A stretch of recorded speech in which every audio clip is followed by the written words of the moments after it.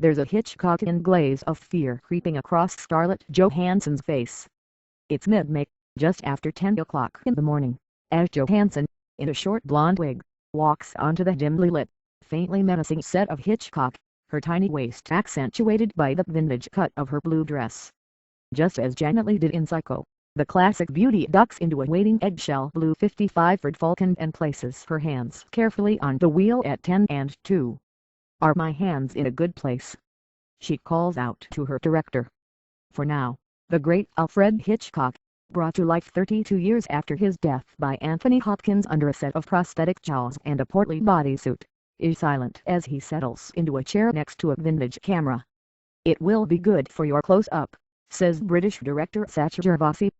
The movie within a movie, Hitchcock in select theaters today is an introspective look at the director's turbulent marriage to his wife and co-conspirator, Alma Reville, played by Helen Mirren, as he fought for what would be his hallmark thriller, Psycho. After Gervasi calls action, it's Hitchcock's set.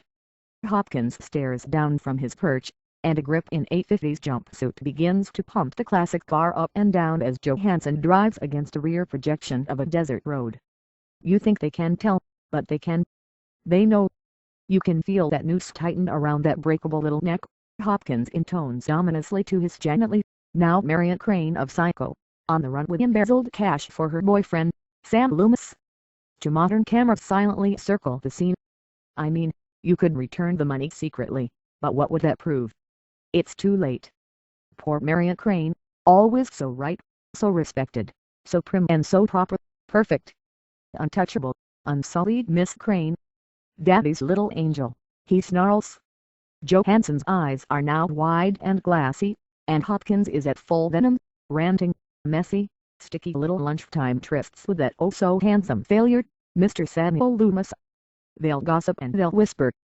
Even your boss, the straight-lacked, hatchet-faced Mr. Lowry, why, even he can smell the rancid pungent scent of sex all over you," he shouts.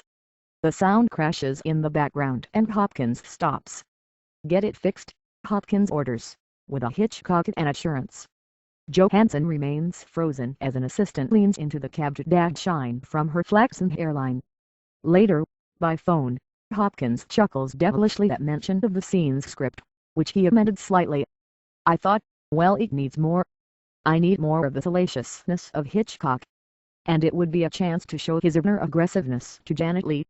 So I wrote out the whole speech more. I elaborated and thought if I can get through it fast, they can edit it." Rather than a how-to guide to Hitchcock, Gervasi's take on the master of suspense, based on Stephen Rebello's Alfred Hitchcock and the making of Psycho, focuses on the costs of creative genius, using Psycho as a backdrop. "I wasn't particularly interested in making the movie about the making of a movie at all," says Gervasi, who outbid 26 directors for the job despite the lack of feature experience. His last film was the critically acclaimed documentary Anvil. The Story of Anvil. "I was fascinated with these characters and this relationship and this enduring creative collaboration that went on for nearly 40 years between these incredible people." Hopkins, a longtime fan of Hitchcock's legacy, dodged the idea of a straight biopic for 8 years. "When Gervasi was tapped, I said to myself, everybody's got to start somewhere," says Hopkins, who appears opposite Mirren for the first time. "I said, I'd love to do it." Risk runs in the Hitchcock bloodstream. At 60, coming off of the success of North by Northwest, Hitchcock, afraid of aging out of his provocateur status, became fixated on Robert Bloch's slasher novel, Psycho, based on the twisted true story of Ed Gein, whose murderous tendencies were exacerbated by an obsession with his dead mother. But in 1959, Hollywood balked at bankrolling the level of gore an adaptation would require. "Everyone thought it was a piece of trash and that it was beneath him," Gervasi says. Resolute, Hitchcock decided to bankroll the $800,000 production himself and appealed to Alma to mortgage their Bel Air home. "Rather than the woman behind the man, I think she was a woman shoulder to shoulder with a man. I think within the relationship, within the marriage, she was on equal footing," says Mirren, who pulled Alma out of the shadows as Hitchcock's revolving screenwriter, editor and trusted critic. "It was she who spotted Liebling in an early cut of Psycho while supposedly dead on the bathroom floor. He knew that she was such a brilliant editor," says Hopkins, whose character is similarly bolstered by his bulletproof assistant, Peggy Tony Collette. She wanted composer Bernard Herrmann to put music in the shower scene. Hitchcock was vehement. Number Alma prevailed. And as celebrity marriages go, Hopkins can dryly attest that 50 years later, the spouses of the famous remain ignored. It's awful. I've been in places with my wife and I say, this is my wife, Stella. Hopkins mimics the dismissal. Hi, Stella. So, Tony, and I say, this is my wife, Stella. Oh yeah. Hi Stella. Because they're such snobs. Just do it on the set of Hitchcock. Some of the most enduring images from Psycho are scattered across several clustered sound stages. Norman Bates played by James D'Arcy. Chilling basement. The air musty and the floor streaked with fake blood. The Bates Motel's friendly walled office. The peephole drilled into place. And the infamous Psycho shower. Plumbing exposed, smaller than one would expect, standing starkly alone in the middle of an empty sound stage. Johansson had only a day to replicate one of the most famous scenes in cinematic history. Hitchcock took 7 days with Lee. I watched the scene a lot in preparation for it and just kind of pulled it apart piece by piece, Johansson says. The pressure, she allows, was huge. You just have to dive headfirst into things like that, because of course the whole job I just know, Doug, I do not want to do that scene, she laughs. The best thing to do is just do it. The day after Johansson's car scene, Miron arrives fresh from London and orders a coffee, sending an additional cup to her director. Helen Mirren just sent me a coffee, says Gervasi, the novelty of working with Hollywood royalty still fresh. Between takes, Mirren steals a gummy candy from a crew member. Get those away from me, Miron orders cheekily. Her short scene with Johansson is shot outside Hitchcock's office, and her character thanks Lee for her rare breed of professionalism. It hasn't gone unnoticed, Mirren tells her. In the film, Hitchcock's obsession over his icy Hollywood blondes is a major point of contention in his marriage, but it's an assertion both Miron and Hopkins play down in interviews.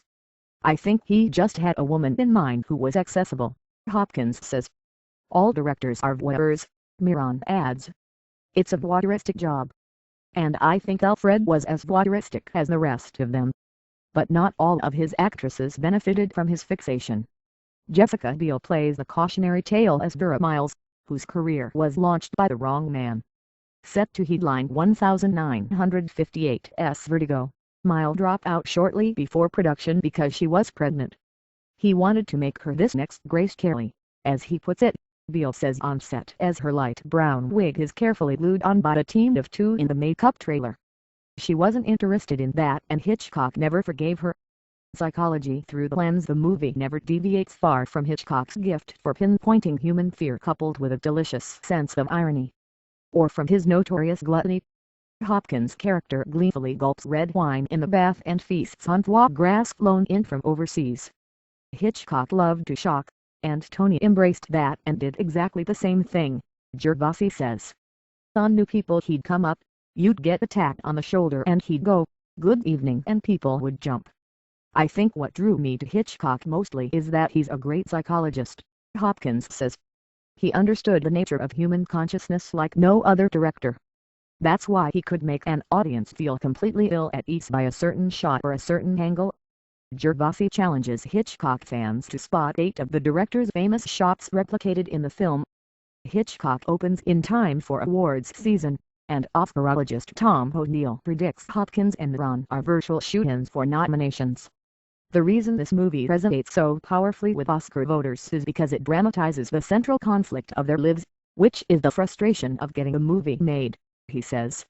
Watching the great Hitch have to go through that to make one of the greatest movies ever is fascinating to watch. Despite producing more than 50 feature films and garnering 5 Oscar nominations, Hitchcock never took home Hollywood's top prize. In 1979 he was honored with an American Film Institute Lifetime Achievement Award and gave his speech from his seat, with his wife of 54 years by his side. I beg permission to mention by name only for people who have given me the most affection, appreciation, encouragement and constant collaboration, Hitchcock said. First of the 4 is a film editor. The second is a scriptwriter. The third is the mother of my daughter, Pat, and the fourth is as fine a cook as has ever performed miracles in a domestic kitchen. And their names are Elma Reville,